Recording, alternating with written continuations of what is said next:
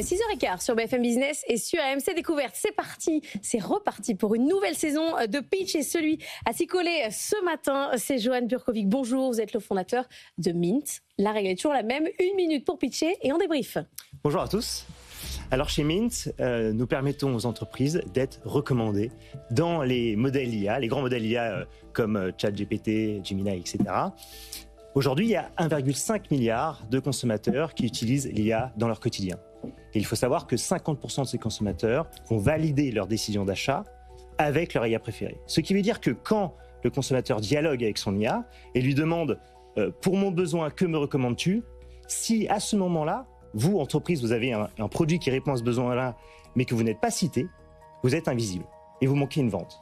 Même pire, votre concurrent, qui a certainement déjà commencé à travailler sa visibilité dans les IA, lui va être cité et va capter la vente, puisque le consommateur, ayant pris sa décision, va ensuite sur les sites web ou en magasin réaliser son achat. Ce qui veut dire que l'ère où il suffisait de travailler son référencement sur Google est révolue. Je dirais qu'il est maintenant vital, urgent, de travailler sa visibilité sur les intelligences artificielles. Et c'est ce que nous faisons chez Mint. Nous permettons aux entreprises d'être référencées, d'être citées. Tout d'abord, nous permettons de monitorer la présence dans les IA, de savoir si vous êtes cité ou non, comment, est-ce que vos concurrents sont cités, et ensuite d'optimiser votre présence. Il n'y a plus de temps, mais il nous reste 4 minutes pour les questions. Qu'est-ce que ça change entre un référencement dans l'IA et un référencement Google? La différence, c'est que vous ne pouvez pas payer directement?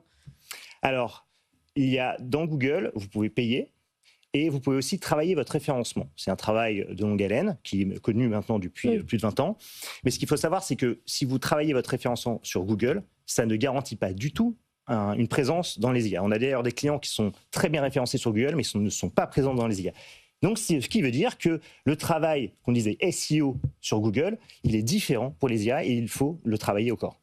Donc il faut créer une sorte de SEO de l'intelligence artificielle. Mais alors ça, comment est-ce que ça peut fonctionner? Parce que le SEO, donc le référencement, on connaît à peu près le fonctionnement des moteurs de recherche comme Google. Donc les spécialistes de SEO, ils savent comment faire pour optimiser leur référencement. La différence avec un ChatGPT, c'est que c'est une boîte noire complètement opaque. Comment est-ce qu'on peut faire pour être sûr que sa marque soit référencée? Ça semble une mission impossible en réalité. Donc c'est tout d'abord l'étape 1 de Mint, c'est l'une des plus importantes, c'est de placer les capteurs et placer les bons capteurs. Ce qui veut dire, est-ce que vous êtes référencé ou non aujourd'hui? Et quelles sont les sources de données que les IA vont consulter pour formuler leurs réponses?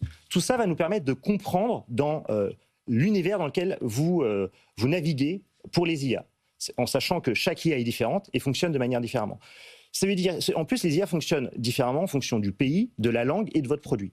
Donc, en fait, il faut être granulaire. Il faut aller voir les données, savoir les sources consultées, le contenu consulté. Et ensuite, ça nous permet de définir et de dessiner un plan d'action chirurgical pour chaque entreprise. Eva, vous êtes une solution, mais est-ce que vous fournissez aux marques un rapport? Est-ce que c'est une solution qui s'étale sur plusieurs mois? Ou c'est vraiment quelque chose de compact que vous donnez une fois et après c'est terminé? Alors non, c'est un logiciel, un abonnement mensuel qui vous permet de monitorer au fur et à mesure votre visibilité et de vous aider à augmenter cette visibilité avec la création de contenu et l'optimisation de contenu existant.